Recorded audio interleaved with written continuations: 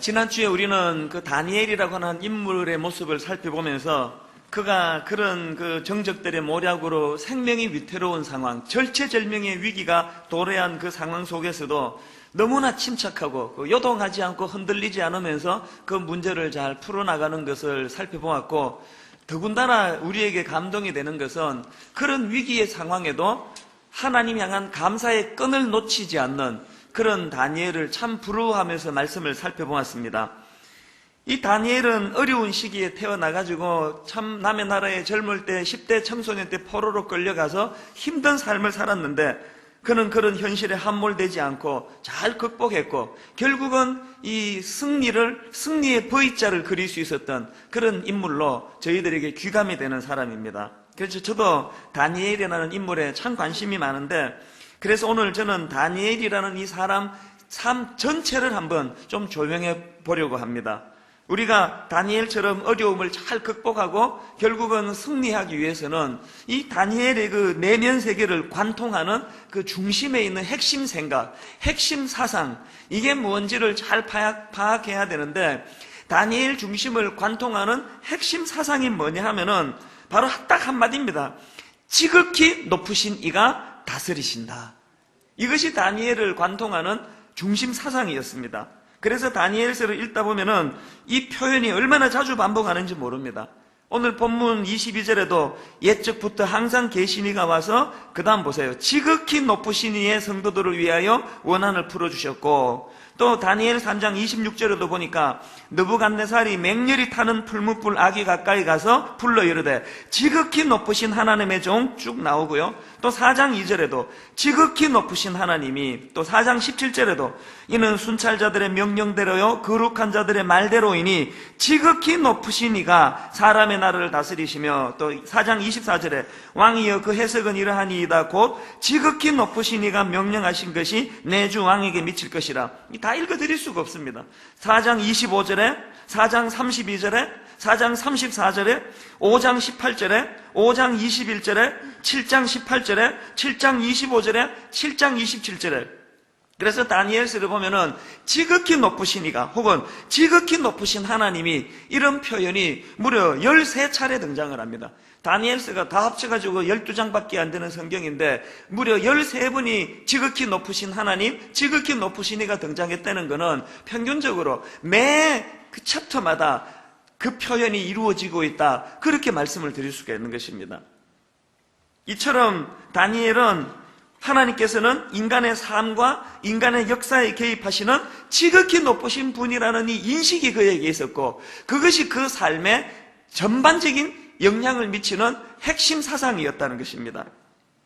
이것이 왜 중요한가 하면은 이렇게 다니엘이 하나님을 자기 삶과 역사에 주관하시는 지극히 높으신 분이라는 인식을 가지고 있으니까 그가 그 하나님을 의식하면서 평생을 두고 갈망하는 세 가지가 생겨나더라는 것입니다. 다니엘의 삶을 압축해보면은 그가 추구하고 갈망했던 것은 이 지극히 높으신 하나님이라는 중심축을 가지고 세 가지 몸부림이 있었다는 것을 요약할 수가 있습니다. 그 중에 첫 번째가 뭐냐 하니까 그는 매사에 하나님의 관점을 붙잡으려고 몸부림쳤던 사람이라는 사실입니다. 다니엘 1장부터 그런 모습이 나오지 않습니까? 8절에 보니까 다니엘은 뜻을 정하여 왕의 음식과 그가 마시는 포도주로 자기를 더럽히지 아니하리라 하고 자기를 더럽히지 아니하도록 환관장에게 구하니, 왜 이런 유별난 행동을 하느냐고요. 인간의 관점으로는 그 포로들 가운데 뽑혀가지고 그렇게 잘 먹여주고 잘 입혀주고 공짜로 공부시켜주고 그 선진의 문명을 가르쳐 주겠다는데 뭐가 이렇게 복잡하게 항의하고 그러냐고요. 다니엘은 그런 인간의 관점이 아니라 하나님의 관점으로 자기를 돌아보고 점검했기 때문에 인간의 눈으로 굉장히 좋아 보이는 그것이 하나님의 관점으로 옳지 않다는 것을 분별했기 때문입니다. 뿐만 아니라 다니엘서 전체를 보면은 거기에 얼마나 많은 하나님 보여주시는 비전과 환상이 많습니까?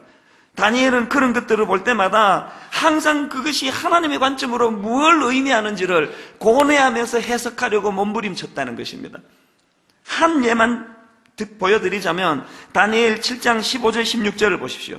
나 다니엘이 중심에 근심하며 내 머릿속의 환상이 나를 번민하게 한지라. 하나님의 관점을 번민하면서 찾아내려고 몸부림쳤던 이 모습이 다니엘의 모습이라는 겁니다. 제가 옛날에 그 청소년 사역할 때 일인데요. 미국에서 놀라운 운동이 일어났습니다. WWJD, What Jesus, What would Jesus do? 예수님이라면 어떻게 하실까?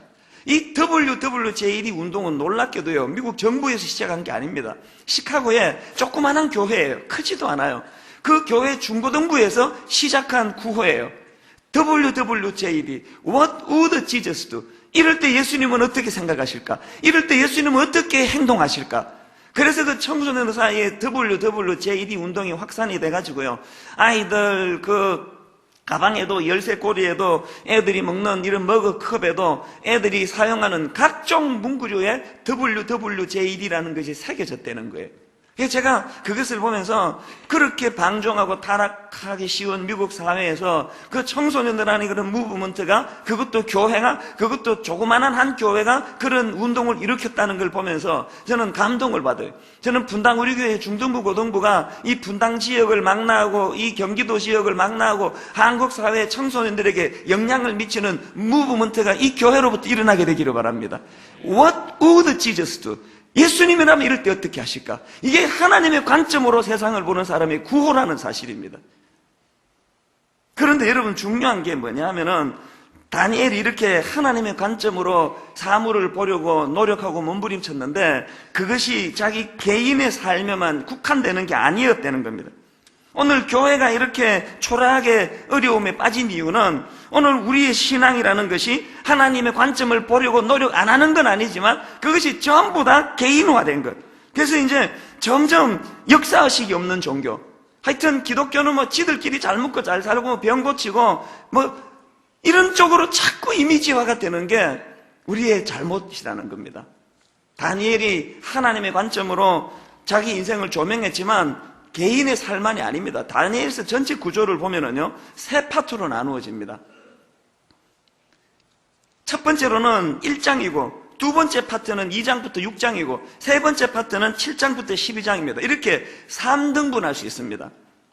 이 1장에서는 다니엘 개인의 삶, 다니엘과 세 친구에게 개인의 삶에 개입하시는 하나님이 조명되는 게 1장이고요.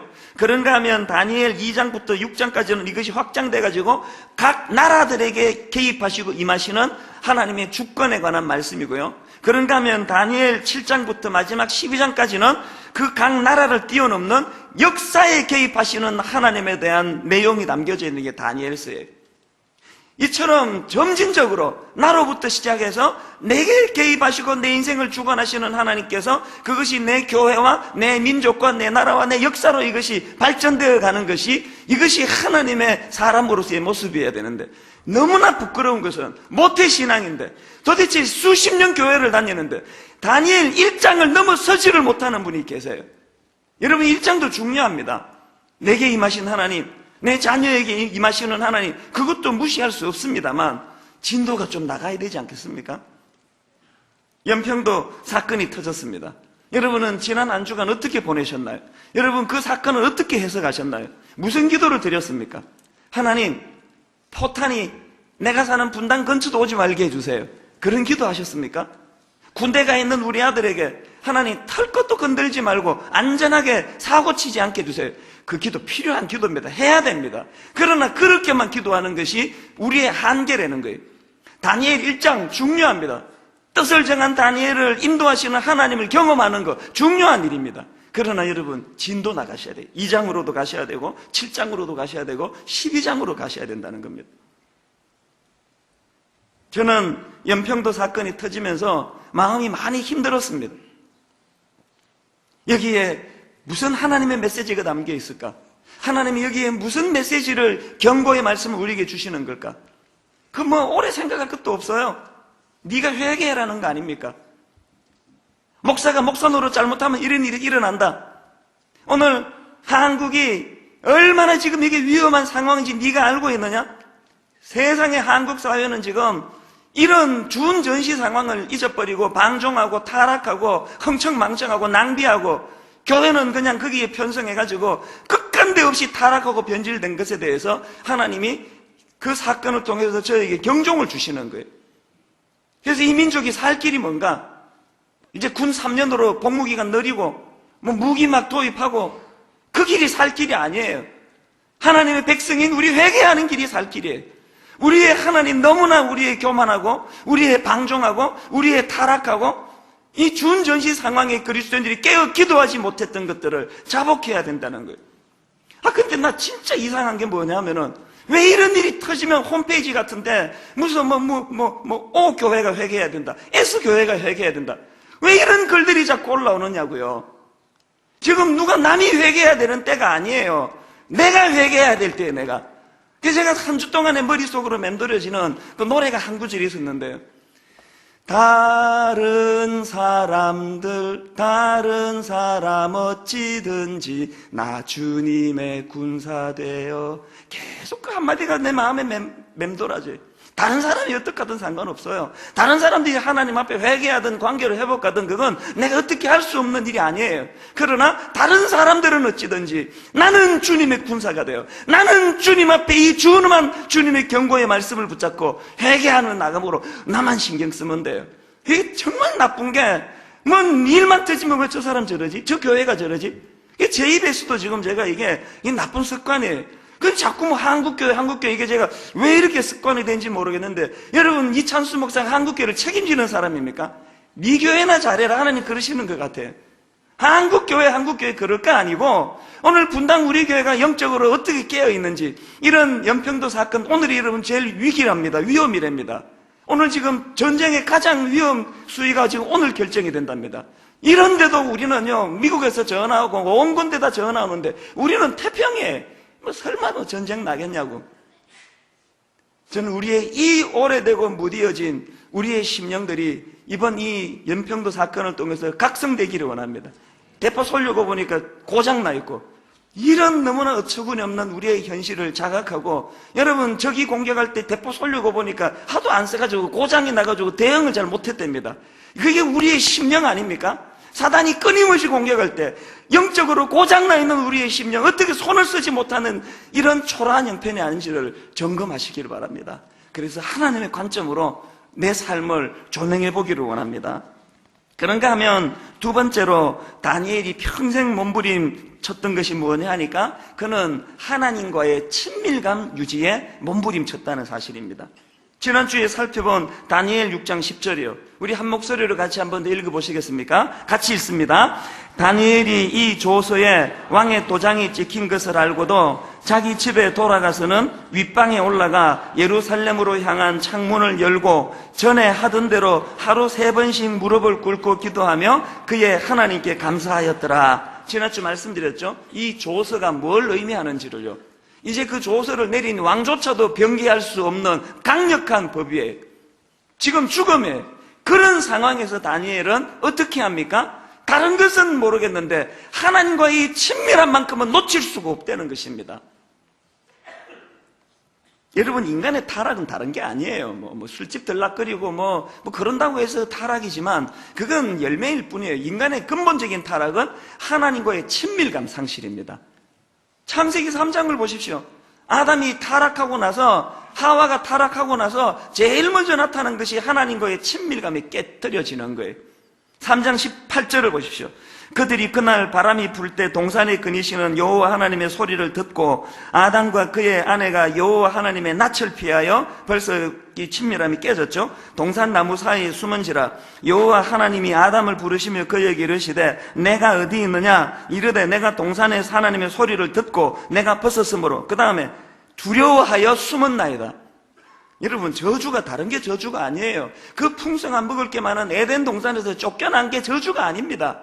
여러분, 저주가 무슨 땀 흘려 이제 수고해서 자기가 열매를 얻어야 되고, 그 노동이 저주가 아닙니다. 노동은 신성한 거예요. 노동이 저주가 아니고, 에덴 동산에서 쫓겨난 게 저주가 아니고, 가장 무서운 저주는 하나님이 두려워지기 시작하는 거예요. 하나님과의 관계가 깨지는 거예요. 하나님과의 친밀함이 사라지는 거, 이게 저주입니다. 저는 이 창세기 3장 8절의 이 그림하고 너무나 대조되는 그림 하나를 더 발견하는데, 바로 출애굽기 33장 11절입니다. 이거 한번 같이 읽어보실까요? 같이 읽습니다. 11절. 사람이 자기의 친구와 이야기함 같이 여호와께서는 모세와 대면하여 말씀하시며, 그 다음 모세는 진으로 돌아오나 눈의 아들 젊은 수종자 여호수아는 회막을 떠나지 아니하더라. 너무 그림이 다르지 않으세요? 모세는 얼마나 하나님과 친밀함이 깊었는지 사람이 자기 친구와 이야기함 같이 하나님과 대면하더라는 거예요.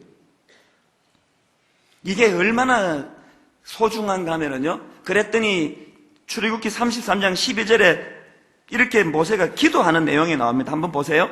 모세가 여호와께 아뢰되 보시옵소서, 주께서 내게 이 백성을 인도하여 올라가라 하시면서 나와 함께 보낼 자를 내게 지시하지 아니하시나이다. 주께서 전에 말씀하시기를 나는 이름으로도 너를 알고 너도 내 앞에 은총을 입었다 하였사온즉. 여러분, 이름으로도 너를 안다는 게 뭘까요? 제가 그 쉬운 성경을 보니까요, 이렇게 번역하더라고요. 주님께서는 저에게 저를 이름으로 불러주실 만큼 저를 잘 아시며 저에게 큰 은총을 베푸신다고 말씀하셨습니다. 여러분이 이름이라는 것은 상대방의 인격을 대변하는 거 아닙니까? 그러니까 이름으로도 안다는 이 뜻은 그만큼 모세가 하나님과 친밀한 교제를 나누었다는 그런 뜻을 담고 있는 거예요. 제가 그 분당우리를 개척하고 여러분이 너무 귀하고요, 너무 사랑스럽고 세상에 이렇게 성숙한 분들이 또 어디 있을까 그런 생각을 늘 하는데, 그래서 등달아 제 목회에 대해서도 늘 뿌듯하게 생각하는데 하나 제 마음에 항상 걸리는 게 있습니다. 그게 분당의 정서라고 이야기합니다. 그 자기 변명이라고 생각하는데 기도하는 모습이 잘 안 보이는 거예요. 그게 뭐 특세하자 그러면 막 두 주에는 막 3, 4천 명씩 와가지고 막 요란 법석을 뜨는데 그러고 나면은 또 썰렁해져요. 그래서 토요 새벽을 해보자 그러니까 막 처음에는 막 여기 다 모자라가지고 막 체육관까지 열고 다 했는데 또 썰렁해져요. 그래서 제가 항상 마음에 그 자괴감을 느끼는 게 이게 내 목회가 이게 절반밖에 성공하지 못한 거 아닌가. 이렇게 영성이 없는 성도들을 모시고는 그냥 소문만 무성하게 나 있는 잎사귀만 있고 열매가 없는 목회를 하는 건 아닌가. 제가 그런 자책감을 느낄 때가 있습니다. 그래서 제가 깨달은 게 뭐냐 하면은 아무리 뭐 특세합니다, 토세합니다, 뭐 기도하러 오세요 100번 해도요, 그 전제로 우리 교회 성도님들이 아담과 같은 상태, 하나님이 멀고 하나님과의 친밀한 교제가 안 이루어지고 하나님이 피하고 싶은 존재고, 그런 상태에서 모세처럼 친밀감이 회복될 때 그때 가능한 게 기도라는 것입니다. 우리가 회복해야 되는 건 하나님과의 친밀감이에요. 이 하나님과의 친밀감이 왜 소중한가 중요한가 하면은 시편 25편 14절에 그 답이 나와 있는데 한번 보십시오. 여호와의 친밀하심이 그를 경외하는 자들에게 있으며, 그 다음 보세요. 그 친밀한 자들에게 주시는 축복이 뭐냐 보니까 그의 언약을 그들에게 보이시리로다. 이게 굉장히 중요한 메시지예요. 왜 하나님과의 친밀함이 중요한가 하면, 왜 누구는 기도할 때 모세처럼 하나님과 친밀하고 하나님의 음성을 듣고 하나님의 환상과 비전을 발견하고 꿈으로 가슴이 벅차는데 왜 어떤 사람에게는 하나님이 도대체 보이지 않고 느껴지지 않고 깨달아지지 않느냐? 친밀하지 않아서 그렇다는 거예요. 이 하나님과의 친밀이 얼마나 중요합니까? 제가 자주 인용하는 그 요셉이요. 요셉은 지금 인신매매 당해가지고 집을 떠나 객지에 있습니다. 타국에 있습니다. 부모의 간섭이 없어요. 그런데 그 주인집 여자가 유혹을 합니다. 그 대박 아닙니까? 인간의 눈으로. 그 주인 여자에게 그 정도 잘 보이는 게, 여러분 상상해 보세요. 그 보디발의 아내가 막 그렇게 막 무대뽀로 무식하게 들이댔겠습니까? 얼마나 많은 그 달콤한 제안을 많이 했겠냐고요. 너 나랑 사귀자. 나랑 성적인 이런 관계까지 이르게 되면 내가 너 정도는 뒤 봐줄 수 있다. 내 모든 재산은 내가 다 관리한다. 너 하나는 내가 보장할 수 있다. 이게 여러분 인간의 눈으로 대박 아닙니까? 그런데 여러분 요셉은 그것을 거절함으로 말미암아 강간 미수범이라는 누명을 쓰고 감옥에 처박혀졌습니다. 근데 왜 요셉은 그런 인간의 눈으로 대박이 터지는 그런 것을 마다하고 왜 그 초라한 감옥을 택할 수밖에 없었냐고요. 그 답을 요셉 자신이 이야기합니다. 창세기 39장 9절 유명한 말씀이죠. 잘 들어보세요. 내가 어느 구절을 틀리게 말하는지. 이 집에는 나보다 큰 이가 없으며 다처럼 자기 그 남편 이야기를 꺼냅니다. 주인이 아무것도 내게 금하지 아니하였어도 금한 것은 당신뿐이니 당신은 그의 아내임이라. 그런즉 내가 어찌 이 큰 악을 행하여 당신 남편께 죄를 지으리이까? 대신 뭘 잘못 읽었습니까? 요셉은 지금 계속 당신 남편을 의식해요. 그 부인 있는 여자가 그러면 되겠냐고?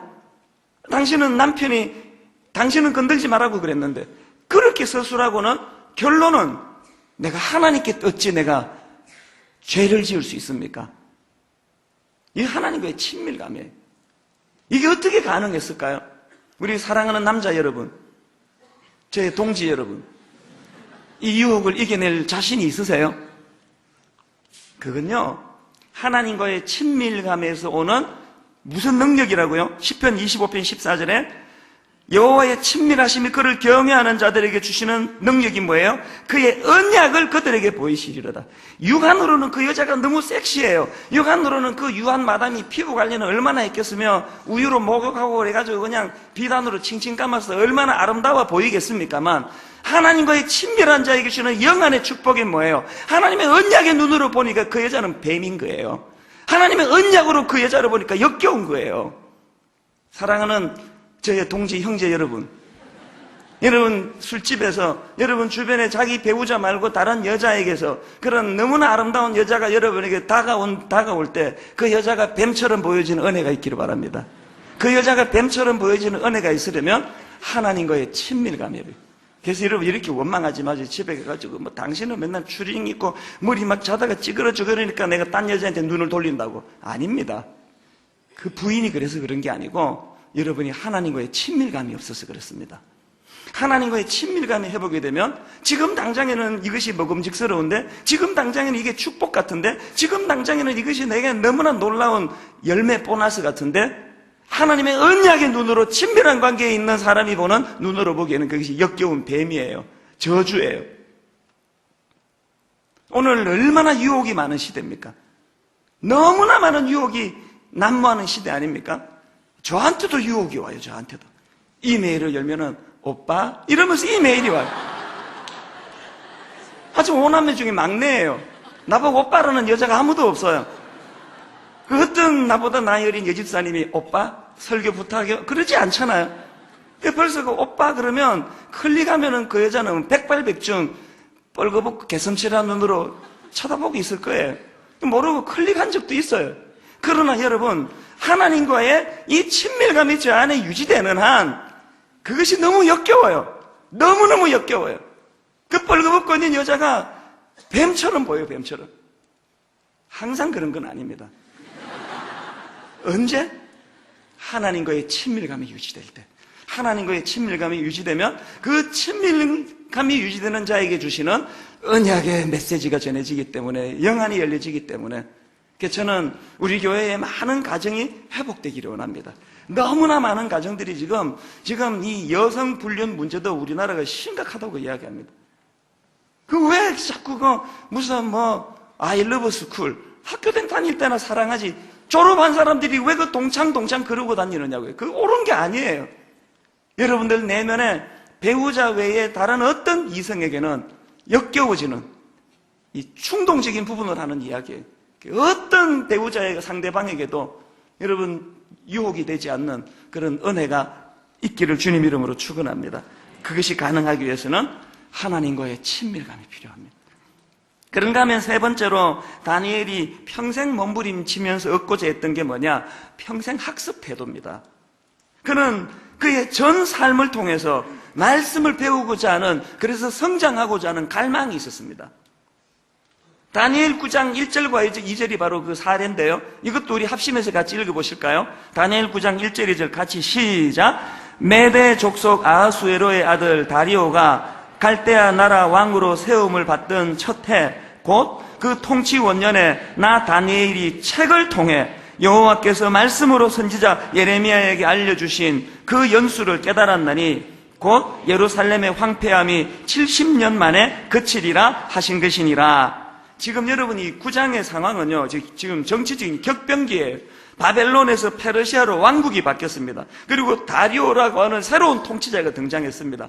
그런 격변기에 인터넷 뒤지면서 국제 정세, 주식 시세 이런 걸 따지는 게 아니고 다니엘은 하나님의 뜻을 분별하기 위하여 성경을 펼쳐드렸습니다. 예레미야서를 읽으면서 그는 새삼 두 가지를 깨닫습니다. 우리가 이렇게 포로로 끌려와 비참하게 된 원인을 그 말씀에서 발견합니다. 우리의 범죄함으로, 우리의 타락으로 하나님이 징계하신 사건이구나. 두 번째로 그가 말씀으로 깨닫는 게 뭐냐 하니까 회복에 대한 약속입니다. 아무리 강력한 나라가 발언을 했고 아무리 강력한 다리오 왕이 득세한다 할지라도 우리가 회개하고 하나님 앞으로 나아감으로 우리 민족은 회복될 것이다. 다니엘은 꿈을 꾸기 시작합니다. 그런데 여러분 중요한 건 이때 다니엘의 나이가 몇 살인지 아십니까? 85세로 추정합니다. 몇 살 때 포로로 잡혀왔습니까? 10대 청소년 때 잡혀왔습니다. 놀라운 게 뭐예요? 다니엘은 그 10대로부터 시작해서 85세에 이르기까지 그는 평생 학습자로 하나님의 말씀을 가지고 세상을 조명하는 자로 그는 성장하기를 원했다는 사실입니다. 오늘 분당 우리 교회 모든 성도님들은 하나님께서 여러분들에게 주시는 그 놀라운 소명, 나는 호흡이 닿는 그날까지 성장할 것이다. 무엇으로? 하나님의 말씀으로.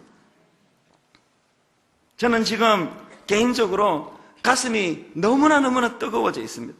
여러분이 아시지만 분당 우리 교회는 과장된 소문이 바깥에 많이 나가 있습니다. 좋은 교회랍니다. 여러분 양심을 걸고 말씀드리지만 거기에 조금도 제가 취하지 않습니다. 왜? 내가 보는 분당 우리 교회는 완성을 향하여 나아갈 뿐이지 이 교회는 지금 좋은 교회가 아닙니다. 좋은 교회가 되기를 바랄 뿐입니다. 제가 안식년을 갔습니다. 여러분 사실 다 반대하셨잖아요. 제가 안식년 하겠다니까 딱 성도들이 두 종류로 나누어지더라고요. 대놓고 반대하는 사람, 몰래 반대하는 사람. 그 무릅쓰고 제가 갔습니다. 제가 가서 여러분 얼마나 놀라운 하나님의 소명을 회복한지 아십니까? 퓰러 신학교에서 공부하는 내내 저는 단어 하나를 발견했습니다. 미셔널 처치. 이제 여러분 이 단어를 자주 듣게 되실 것입니다. 제가 LA 구석에서 이 미셔널 처치를 꿈꾸면서 더 다듬어지고 더 발전하고 더 성장할 분당 우리 교회를 생각하면서 잠 못 이루는 가슴 벅찬 밤이 얼마나 많았는지 아십니까? 제가 안식년 복귀하고 지난 1년 반 동안에 너무나 이 미셔널 처치를 준비하면서 저는요 오늘 새벽에도 3시에 일어났습니다. 물론 설교를 준비하려고 일찍 일어난 것도 있습니다만 평상시에 4시면 눈이 떠져요. 저는 알람 맞춰가지고 알람 소리 듣고 깨는 경우는 1년에 몇 번 되지 않습니다. 내 꿈이 나를 가만두지 않아요. 너무 가슴이 뛰어가지고 새벽 4시에 일어나가지고 모든 사람들이 다 잠든 사이에 저는 2010년도를 바라고 2010년도에 앉아가지고 2020년도로 꿈을 꿉니다. 분당 우리 교회 내년서부터 펼치게 될 미셔널 처치, 미셔널 처치에 대해서는 하나씩 풀어나갈 거예요. 여러분 선교사 많이 보내는 게 미셔널 처치가 아니에요. 여러분 생각에 또 내년에 또 엄청 쥐어짜겠군, 또 행사 엄청 많겠군. 아닙니다.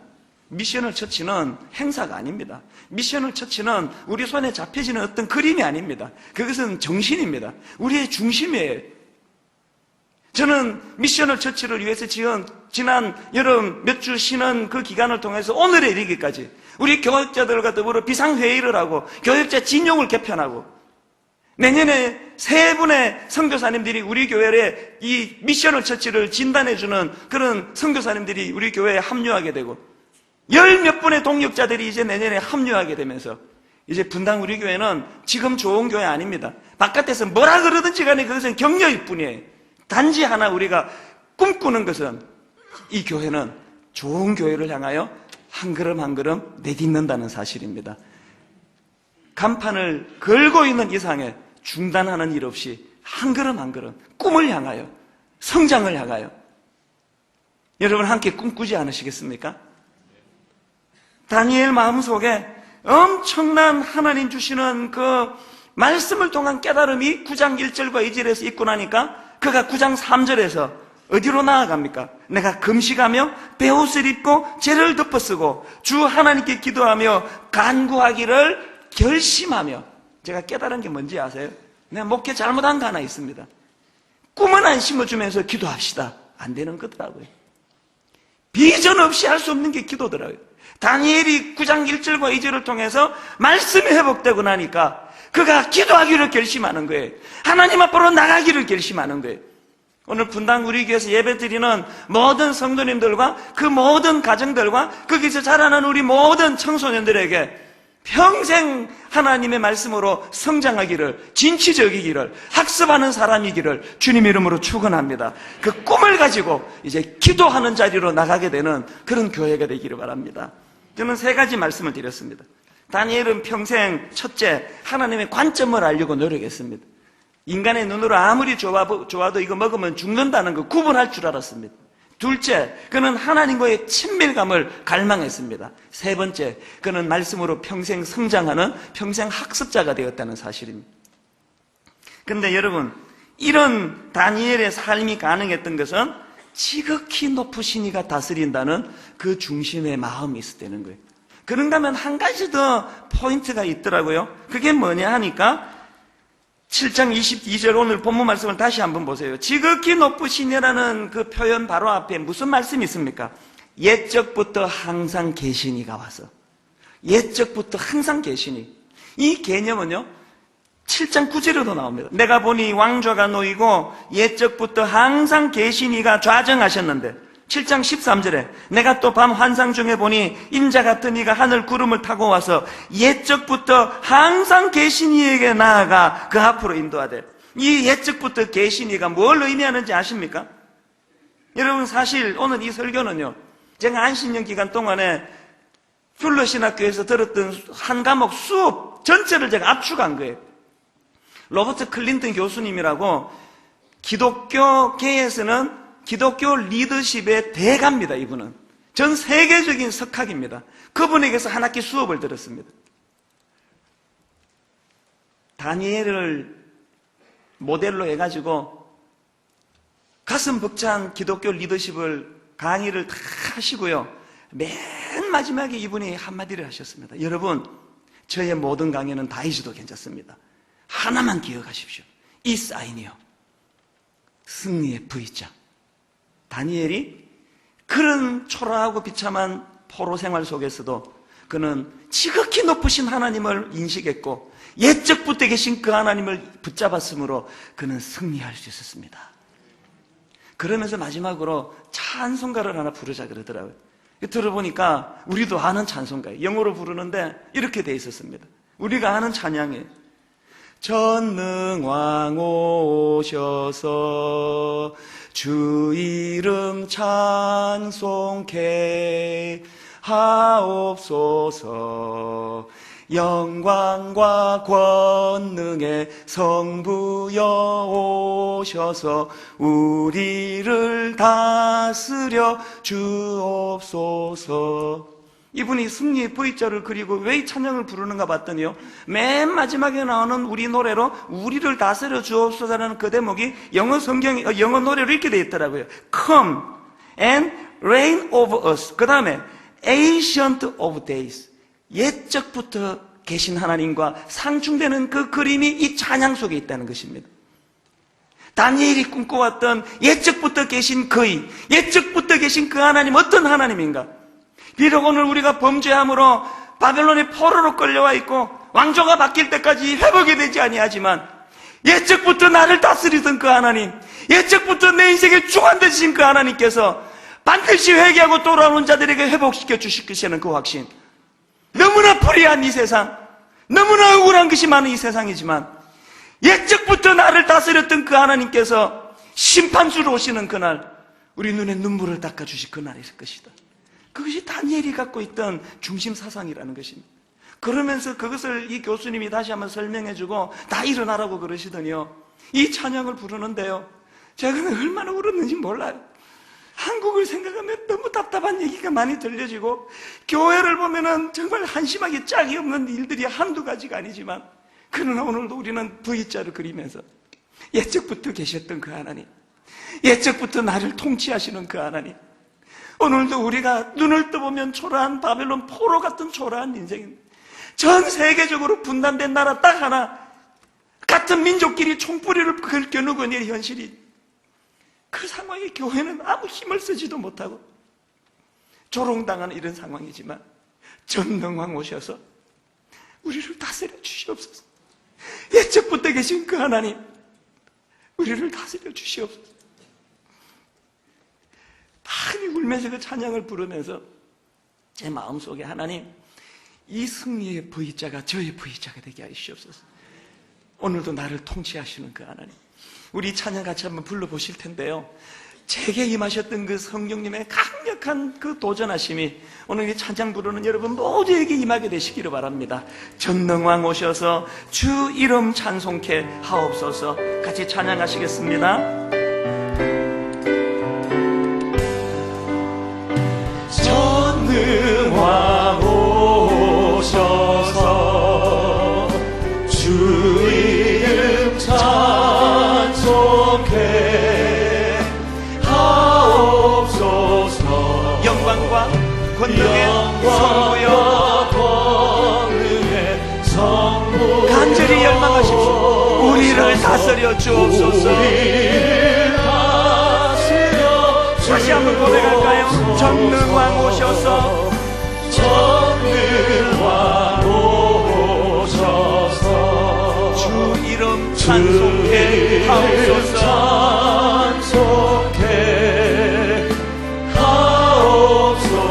영광과 권능의 성부여 열망하십시오. 오셔서 우리를 다스려 주옵소서.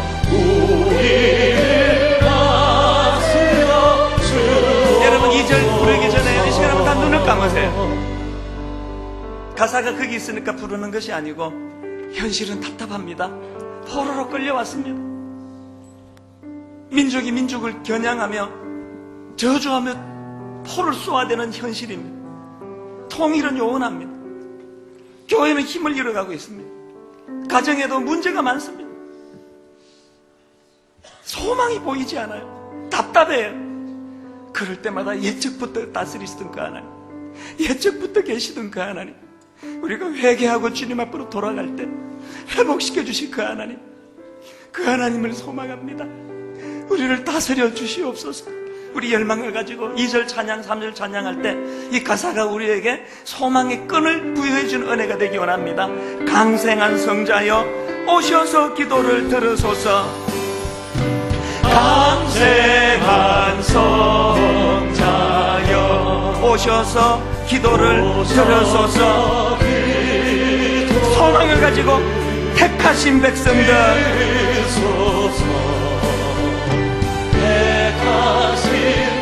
복 내려주시고 거룩한 마음을 주옵소서. 마음이 상한 자들에게 성령님 치료하여 주시옵소서. 위로의 주성령 오셔서 큰 증거 주옵소서. 전능한 주시여 오늘 예배하는 우리들에게 각 사람 안에서 떠나지 마시고 계십소서. 여러분 매번 드리던 그 예배가 아니에요. 다니엘의 그 중심 마음을 내게 부어 주시옵소서. 치유가 일어나고 회복이 일어나고 하나님 예적부터 계시던 그 하나님께서 나의 통치자 되어 주시고 우리 가정을, 우리 교회를, 우리 한반도 땅을, 이 나라와 민족을 치유하여 주시옵소서. 우리 합심해서 같이 기도하겠습니다. 한 마음으로 기도하시겠습니다. 살아계신 하나님 아버지, 전능한 주님, 이 시간 주님을 찬양합니다. 전능왕 오셔서 우리를 통치하고 다스려 주시옵소서. 우리의 상한 마음을 치유하여 주시고 하나님 아버지, 우리가 다니엘에게 가지고 있었던 그 중심,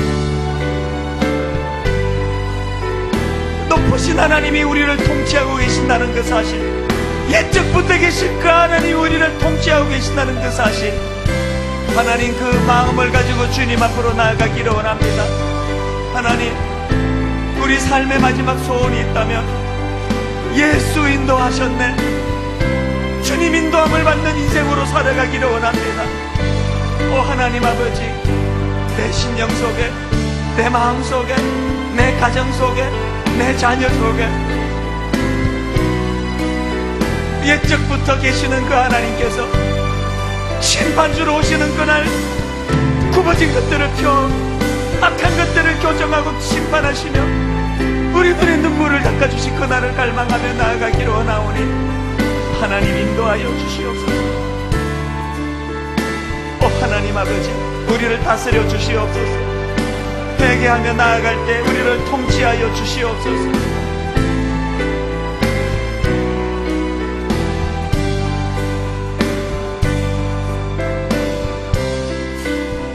여러분, 이 시간 단 마지막으로 조용히 한 번 더 묵상하실 때요, 저는 지난주 1부, 2부 특송을 들려주실 때 내 인생 여정 끝내어 강 건너 언덕 이를 때 하늘 문 향해 말하리 예수 인도하셨네.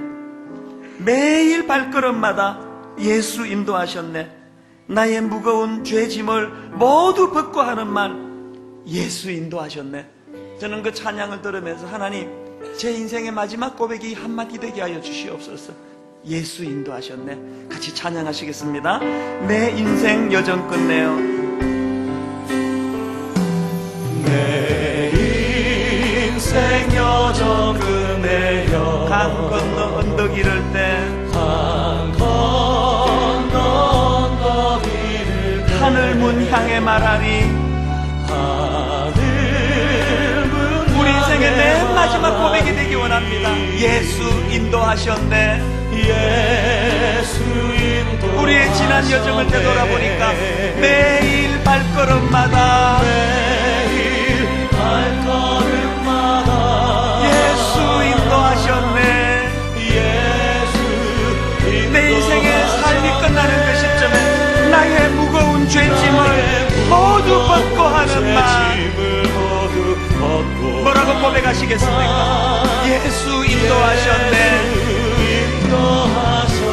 이 가시밭길 인생을 이 가시밭길 인생을 허덕이면서 갈 때에 허덕이면서 갈 때에 우리의 삶을 이렇게 설명합니다. 시험과 환난 많으나 그러나 내 삶의 축복 한 가지 예수 인도하셨네. 예수 인도하셨네. 매일 발걸음마다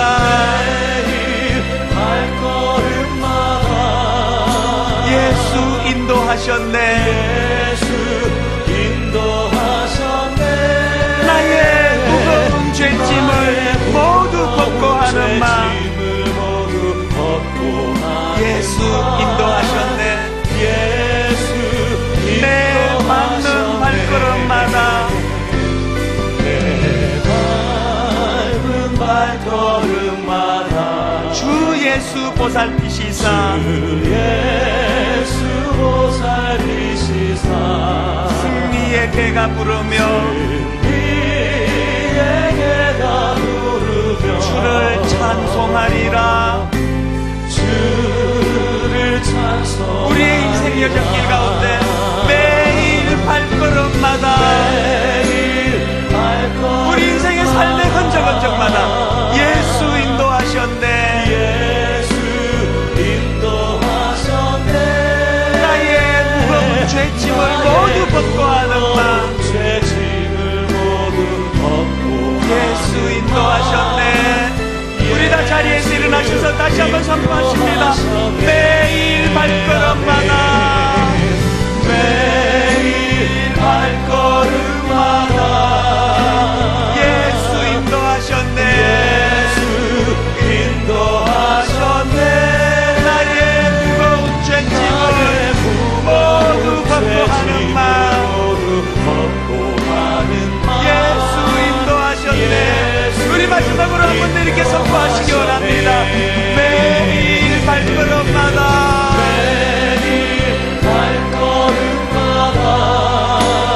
예수 인도하셨네. 나의 무거운 죄짐을 모두 벗고 하는 말 예수 인도하셨네.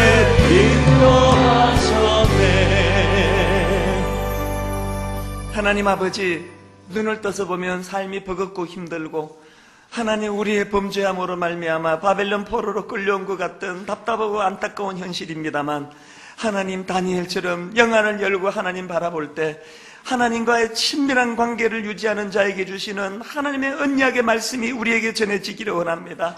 이런 힘든 상황 속에서도 힘을 내야 하는 이유가 있다면 예측부터 계시던 그 하나님께서 회개하며 나아가는 자에게 주시는 하나님의 이끄신 다스림이 있기 때문인 줄 믿습니다. 하나님 통치하여 주시옵소서. 우리를 다스려 주시옵소서.